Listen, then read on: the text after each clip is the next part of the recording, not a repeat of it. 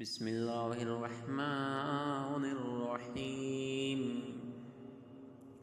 يا أيها النبي إذا طلقتم النساء فطلقوهن لعدتهن وأحصوا العدة واتقوا الله ربكم لا تخرجوهن من بيوتهن ولا يخرجن إلا أن يأتين بفاحشة مبينة وتلك حدود الله ومن يتعد حدود الله فقد ظلم نفسه لا تدري لعل الله يحدث بعد ذلك أمرا فإذا بلغن أجلهن فأمسكوهن بمعروف أو فارقوهن بمعروف أو وأشهدوا ذوي عدل منكم وأقيموا الشهادة لله ذلكم يوعظ به من كان يؤمن بالله واليوم الآخر ومن يتق الله يجعل له مخرجا ويرزقه من حيث لا يحتسب ومن يتوكل على الله فهو حسبه إن الله بالغ أمره قد جعل الله لكل شيء قدرا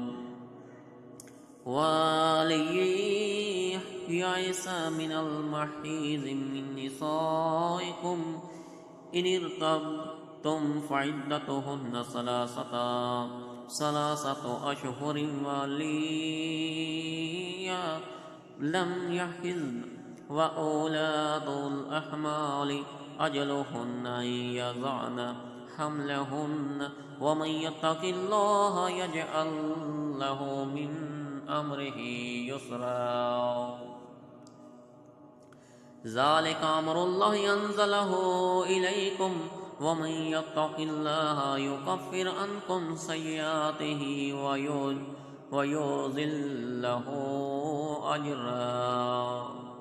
ويعظم له أجرا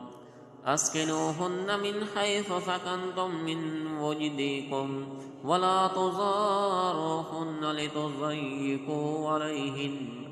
وإن كن أولات حمل فأنفقوا عليهن حتى يضعن حملهن فإن أرضعن لكم فآتوهن أجورهن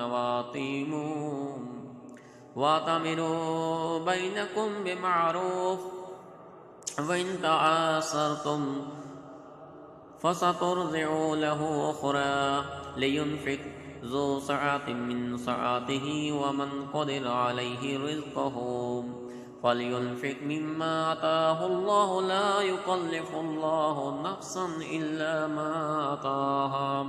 سيجعل الله بعد عسر يسرا كأي من قرية أتت عن أمر ربها ورسوله فحاسبناها حسابا شديدا وعذبناها عذابا نكرا فذاقت وبال أمرها وكان عاقبة أمرها خسرا أعد الله لهم عذابا شديدا فاتقوا الله يا أولي الألباب الذين آمنوا قد أنزل الله إليكم ذكرا رسولا يتلو عليكم آيات الله مبينات ليخرج الذين آمنوا وعملوا الصالحات من الظلمات إلى النور ومن يؤمن بالله ويعمل صالحا يدخله جنات تجري من تحتها الأنهار خالدين فيها أبدا قد أحسن الله له رزقا الله الذي خلق 7 سماوات من الأرض مثلهن